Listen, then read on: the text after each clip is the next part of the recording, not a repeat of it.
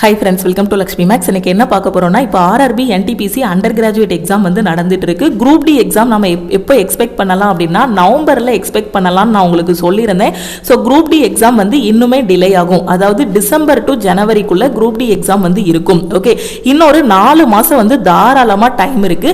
இது வரைக்கும் நீங்கள் குரூப் டிக்கு படிக்க ஆரம்பிக்கலனாலும் இனி படிக்க ஆரம்பிச்சிங்கன்னா கண்டிப்பாக இந்த குரூப் டி எக்ஸாம் வந்து ஃபர்ஸ்ட் அட்டெம்ப்ட்ல கிளியர் பண்ண முடியும். ஓகே, ஏன்னா இப்போ என்டிபிசி எக்ஸாம் வந்து நடந்துட்டு இருக்கு. இதுல எழுதின ஸ்டூடெண்ட்ஸ் எல்லாருமே என்ன சொல்றாங்கன்னா, நான் ஸ்டார்டிங்லேயே சிலபஸை வந்து கவர் பண்ணல மேம், அப்படியே சிலபஸை கவர் பண்ணாலும் நான் வந்து டெஸ்ட் எடுக்கல, ப்ரீவியஸ் இயர் கொஸ்டின் ப்ராக்டிஸ் பண்ணல, என்னால் எக்ஸாம் ஹாலில் வந்து டைம் மேனேஜ்மெண்ட் பண்ண முடியல, நான் லாஸ்ட் 2 மாதம் தான் படித்தேன், 1.5 மாதம் தான் படித்தேன் அப்படிங்கிற மாதிரி சொல்றாங்க.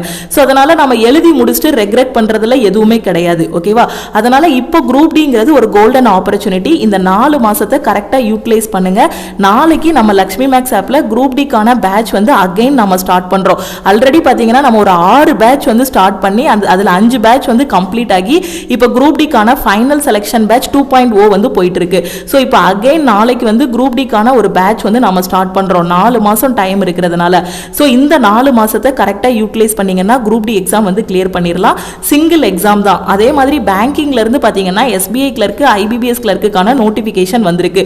ஸோ நாளைக்கு எஸ்பிஐ கிளர்க்கு அண்ட் ஐபிபிஎஸ் கிளர்க்குக்கான நியூ பேட்சும் நம்ம ஸ்டார்ட் பண்ண போறோம். ரெண்டுக்குமே நீங்க தனித்தனியா படிக்கணும்னு அவசியம் இல்லை. ரெண்டுக்குமே சேம் சிலபஸ் தான். எக்ஸாம் பேட்டர்ன் எடுத்து பார்த்தீங்கன்னா அதே இங்கிலீஷ், மேக்ஸ், ரீசனிங் கேட்பாங்க. மெயின்ஸ் போனீங்கன்னா இங்கிலீஷ், மேக்ஸ், ரீசனிங், அது கூட current affair plus banking awareness வரும்.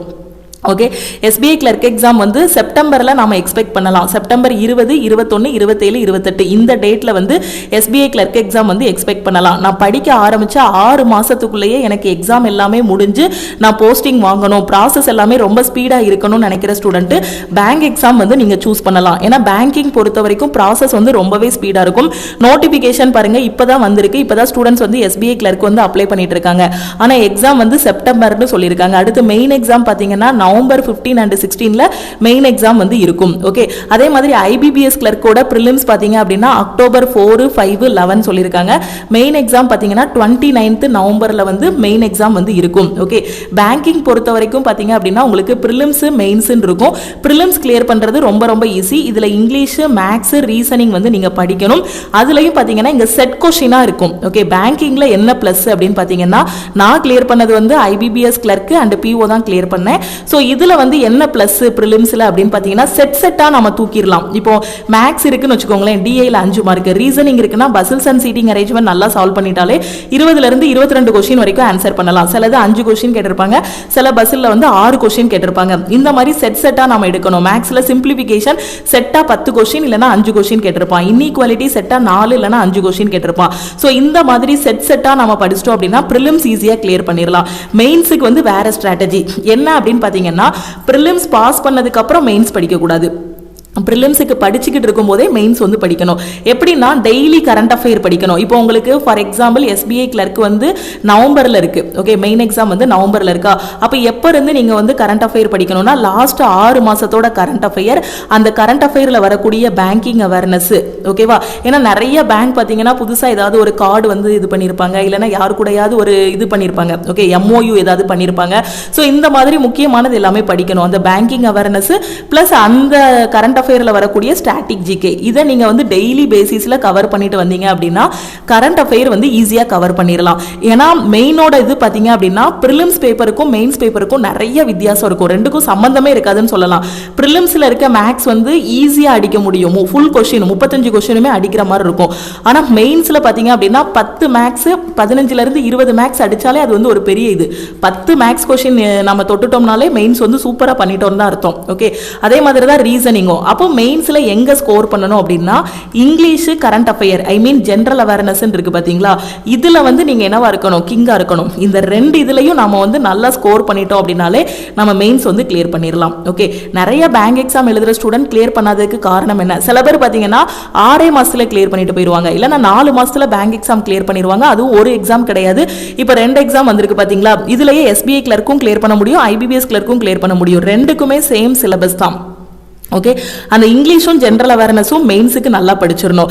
ஜென்ரல் அவேர்னஸ்ங்கிறது இங்கே ஒன்றுமே கிடையாது, கரண்ட் அஃபேர், லாஸ்ட் 6 மாதத்தோட current affair plus banking awareness வந்து படிக்கணும். ஓகே, இப்போ நம்ம நாளைக்கு ஸ்டார்ட் பண்ணக்கூடிய பேட்ச்லையும் பார்த்தீங்கன்னா உங்களுக்கு ப்ரிலிம்ஸும் ஃபோக்கஸ் பண்ணிட்டு போவோம், மெயின்ஸோட கரண்ட் அஃபேரும் டெய்லி படிக்கிற மாதிரி உங்களுக்கு வந்து அந்த இதில் வந்து கொடுத்துருப்போம். ஓகே, அந்த பிளானில் வந்து கொடுத்துருப்போம். ஏன்னா நமக்கு ப்ரிலிம்ஸ் மட்டும் நம்ம கிளியர் பண்ணோம் அப்படின்னா நமக்கு வேலை கிடையாது, நம்ம மெயின்ஸும் சேர்த்து கிளியர் பண்ணணும். ப்ரிலிம்ஸ் வந்து ஜஸ்ட் மெயின்ஸுக்கு போகிறதுக்கான கட் ஆஃப். ஓகே, ஸோ அதுக்காக பார்த்தீங்கன்னா இப்போ வீக்லி என்ன படிக்கணுங்கிறதுக்கான பிளான் எல்லாமே கையில் கொடுத்துருவோம். ஒவ்வொரு வாரமும் சாட்டர்டே உங்களுக்கு டெஸ்ட் கொடுத்துருப்போம். ஓகே, ஃபர்ஸ்ட் வந்து நம்ம ப்ரிலிம்ஸுக்கு ஃபோக்கஸ் பண்ணும்போது செட்டாக படிக்கணும். இப்போ ப்ரிலிம்ஸ் பொறுத்த வரைக்கும் மேக்ஸில் 35, ரீசனிங்கில் 35, இங்கிலீஷில் 30. இப்போ ரீசனிங்னு எடுத்துக்கிட்டோம் அப்படின்னா இதில் நம்ம நல்லா தரவு பண்ணணும். பசில்ஸ் அண்ட் சீட்டிங் அரேஞ்ச்மெண்ட் வந்து கான்செப்டை புரிஞ்சுக்கிட்டு ஃபுல் அண்ட் ஃபுல் இதுக்கு ப்ராக்டிஸ் பண்ணணும். ப்ராக்டிஸ் பண்ணோம் அப்படின்னா 35ல் 20லேருந்து 21 கொஸ்டின், சம்டைம்ஸ் 22 கொஸ்டின் வரைக்கும் இதுலயே நம்ம எடுத்துடலாம். ஓகே, அது போக ரிமைனிங் எத்தனை இருக்கு? 15 கொஸ்டின் இருக்கு. அதுல இன்இக்வாலிட்டி ஒரு செட் 5 கொஸ்டின் இருக்கும். இதுல 21 கொஸ்டின் கேட்டாங்கன்னா இன்இக்வாலிட்டில 4 கேட்பான், இதுல 20 கேட்டிருக்கான். அதாவது பசில்ஸ் அண்ட் சீட்டிங் அரேஞ்ச்மெண்ட் பாத்தீங்கன்னா 4 செட் பசில் இருக்கும். ஒன்னு வந்து சர்க்குலரா இருக்கும், இல்லனா உங்களுக்கு எப்படி இருக்கும், ஒரு சதுரத்துல உட்கார்ந்து இருக்க மாதிரி இருக்கும். ஓகே, எல்லாமே பாத்தீங்கன்னா உள்பக்கமா இருக்கிற மாதிரி இருக்கும், இல்லனா உள்பக்கமும் வெளிப்பக்கமும் கலந்து வர மாதிரி கொடுத்திருப்பாங்க. ஓகே, சோ நம்ம மெயின்ஸ் லெவலுக்கு இல்லனாலும் ஓரளவுக்கு ப்ரிலிம்ஸ்ல வந்து ஈஸியா சால்வ் பண்ற மாதிரி இருக்கும் பசில்ஸ். அப்ப இதுல 20 மார்க் பசில் ஃபுல்லா சால்வ் பண்ணிட்டோம். இன்இக்வாலிட்டி வந்து இந்த மாதிரி சிம்பிள் வந்தா என்ன மாதிரி சால்வ் பண்ணணும். ஓகே, எல்லாமே ஒரே பக்கமா பார்த்துக்கிட்டே போனாங்கன்னா என்ன எது ஆன்சர்ல வரும் இந்த மாதிரி பாத்தீங்கன்னா போதும். அடுத்து ஆல்பா நியூமெரிக் சீரிஸ் இருக்கும், இல்லனா கோடிங் டிகோடிங் வந்து செட் கொஸ்டினா கேட்டிருப்பாங்க, ஏதாவது ஒன்னு செட்டா கொடுத்திருப்பாங்க. இவ்வளவுதான். இது போக இருக்கக்கூடிய மிஸ்செலேனியஸ் கொஸ்டின்ஸ்ல ஒரு 5 இருக்கும். ஓகே, செட் கொஸ்டின் மட்டும் தூக்கணும் அப்படின்னா 30 மார்க் எடுத்துடலாம். அது போக 5 கொஸ்டின் பார்த்தீங்க அப்படின்னா மற்ற டாபிக்ல இருந்து ஒரு கொஸ்டின் கேட்டிருப்பாங்க. ஆர்டர் அண்ட் ரேங்கிங் அந்த மாதிரி இதுல இருந்து என்ன பண்ணிருப்பாங்க, ஒரு கொஸ்டின் கேட்டிருப்பாங்க. அந்த செட்டா தூக்கிடணும். இன்இக்வாலிட்டியில் 5, அதுக்கடுத்து பார்த்தீங்கன்னா பஸ்ஸில் 20, 25 ஆச்சு. ஆல்பா நியூமரிக் சீரிஸ் இல்லைனா கோடிங் டிகோடிங்ல 5 இருக்கும். ரெண்டுல ஏதாவது ஒன்று தான் இருக்கும். ஓகே, இல்லைனா இதுல 3 கேட்டு இதுல 3 கேட்டிருப்பாங்க, எப்படினாலும் கேட்பாங்க. ஆனால் செட்டா தான் இருக்கும் ப்ரிலிம்ஸ். அப்போ ஓவராலா நம்ம என்ன பண்ணிக்கலாம், இதுல 30, அது போக மற்ற டாபிக்ல ஒரு கொஸ்டின் அட்டன் பண்ணிட்டோம் அப்படின்னா ரீசனிங். ஓகே, இதை பொறுத்த வரைக்கும் ஃபர்ஸ்ட் கான்செப்ட் புரிஞ்சுட்டு ஸ்பீடு வந்து இம்ப்ரூவ் பண்ணணும். அதே மாதிரி இப்போ இங்கிலீஷ் எடுத்துக்கிட்டோம் அப்படின்னா ஆர்சியில் 10 மார்க். அப்போ அந்த 10 கொஸ்டினும் ஆர்சி அட்டன் பண்ண முடியலனாலும் ஒரு 8 வரைக்கும் அட்டன் பண்ணலாம். ஜஸ்ட் இங்க கொஸ்டின் ரீட் பண்ணிட்டு எந்தெந்த இடத்துல எப்படி நம்ம இது பண்ணணும் அப்படிங்கிறது தெரிஞ்சிச்சுன்னா போதும். ஓகே, அதுலயே சினானிம்ஸ் ஆண்டனிம்ஸ் வரும், சம்டைம்ஸ் சினானிம்ஸ் ஆண்டனிம்ஸ் இருக்காது. ஓகே, ஆனா ஆர்சி பொறுத்த வரைக்கும் சால்வ் பண்ணி பார்த்துட்டோம்னா அதுல 10 இருக்கு. அதுக்கப்புறம் ஃபில்லர்ஸ் சிங்கிளா தான் கொடுப்பாங்க. டபுள் ஃபில்லர்ஸ் எங்க வரும்னா மெயின்ஸ்ல வந்துரும். டபுள் ஃபில்லர் வந்து டபுள் ஃபில்லர் வந்து இன்னும் ஈஸி. எப்படி சொல்லலாம்னா ஒரு ஃபில்லருக்கு ஆன்சர் கண்டுபிடிச்சிட்டோம் அப்படின்னா அதை வச்சு மேட்ச் பண்ணி அந்த ஆன்சரை தூக்கிடலாம். அடுத்து எரர் ஸ்பாட்டிங். முன்னாடி நான் 2016 அந்த டைம்ல எழுதும்போது பாத்தீங்கன்னா எரர் ஸ்பாட்டிங்ல 10 கொஸ்டின் வந்துடும். ஆர்சி பாத்தீங்கன்னா 8 அந்த மாதிரி இருக்கும். ஸோ 10 எரர் ஸ்பாட்டிங் கொஸ்டின் கேட்பாங்க.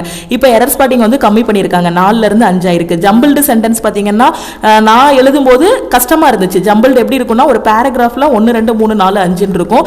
ஃபர்ஸ்ட்டும் லாஸ்ட்டும் கண்டுபிடிச்சிருவோம், இடையில இருக்கிறத கண்டுபிடிக்கிறதுக்கு கொஞ்சம் கஷ்டமா இருக்கிற மாதிரி இருக்கும். இப்போ வந்து பாத்தீங்கன்னா ஒரு சென்டென்ஸுக்குள்ளேயே ஜம்பிள் பண்ணி அரேஞ்ச் பண்ற மாதிரி கொடுத்திருக்காங்க. அது ஈஸியா 5 வாங்கிடலாம். அடுத்து வேர்டு ஸ்வாப், இதுவும் ஈஸியா எடுக்கக்கூடியது. அடுத்து பிரேஸ் ரீப்ளேஸ்மெண்ட். ஓகே, சோ அப்போ இங்கிலீஷ்ல எதுலலாம் நம்ம வந்து செட்டா தான் இருக்கும். இப்போ ஒவ்வொரு கொஸ்டினும் வித்தியாசமா இருக்காது.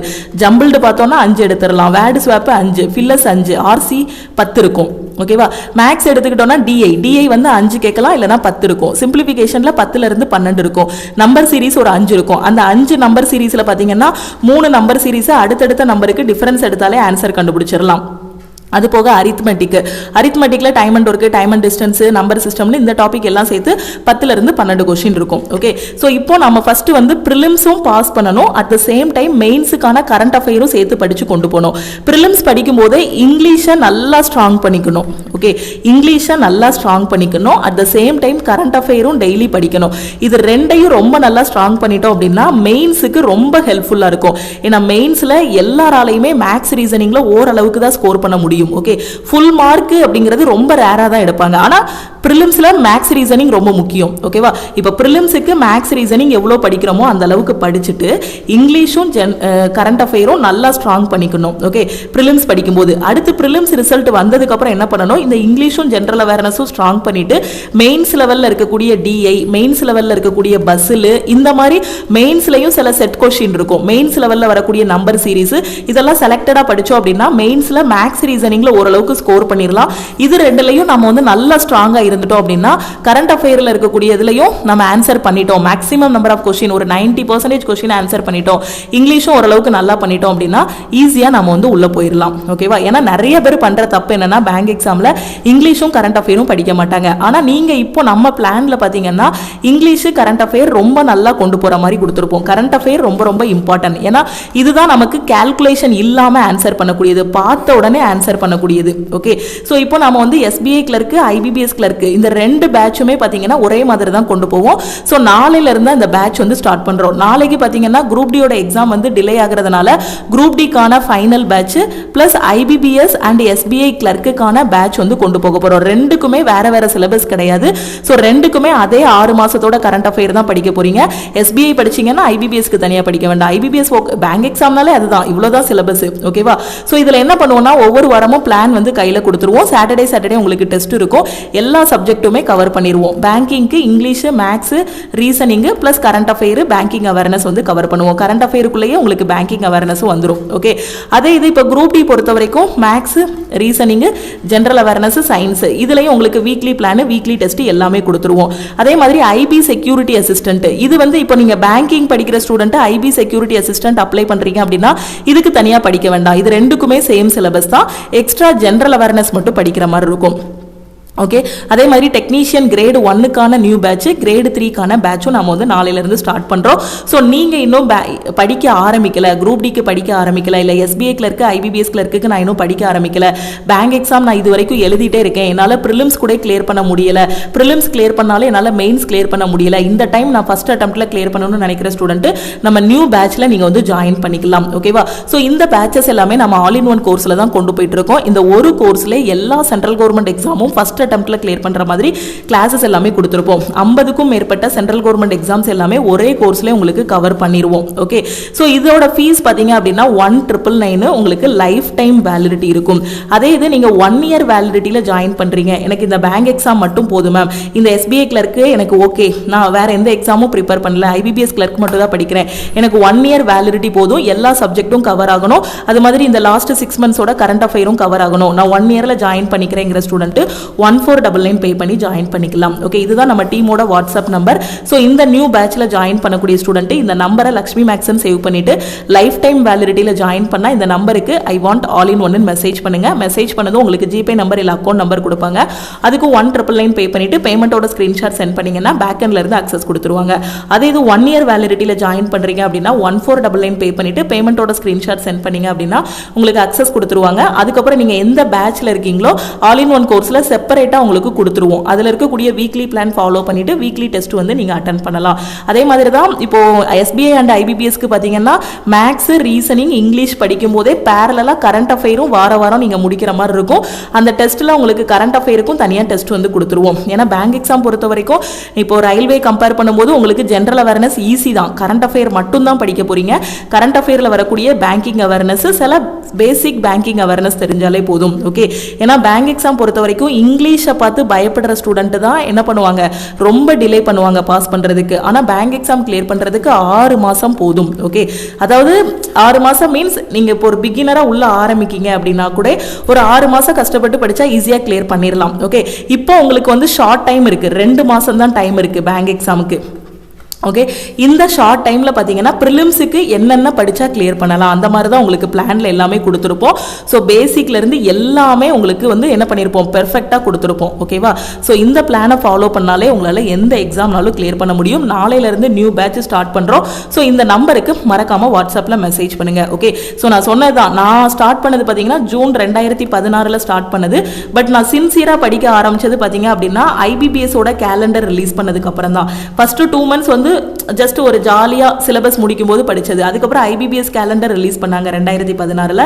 RRB, IBPS-ஓட RRB-யோட PO கிளர்க்கு, IBPS-ஓட PO கிளர்க்குன்னு எல்லாமே எப்பப்போ வரும். அதுக்கப்புறம் IPB-ன்னு ஒரு bank, India post payment bank. Okay, so இந்த எக்ஸாம்ஸ் எல்லாமே செட்டாக அந்த 3 மாசத்துக்குள்ள வந்துச்சு. ஸோ ஒவ்வொரு எக்ஸாமும் ரிப்பீட்டடா எழுதும் போது பார்த்தீங்கன்னா ஃபைனலாக IBPS கிளர்க் அண்ட் PO வந்து கிளிக் ஆயிடுச்சு. அதே மாதிரி தான் நீங்களும் கரெக்டாக ஒரே ஃபவுண்டேஷன் கரெக்டாக போட்டுறணும். அந்த English, maths, reasoning, current affair நல்லா போட்டிங்க அப்படின்னா எத்தனை எக்ஸாம்னாலும் கிளியர் பண்ணிடலாம். அந்த ஃபவுண்டேஷன் கரெக்டாக போடாதவங்களால தான் ஒரு எக்ஸாம் கூட கிளியர் பண்ண முடியல.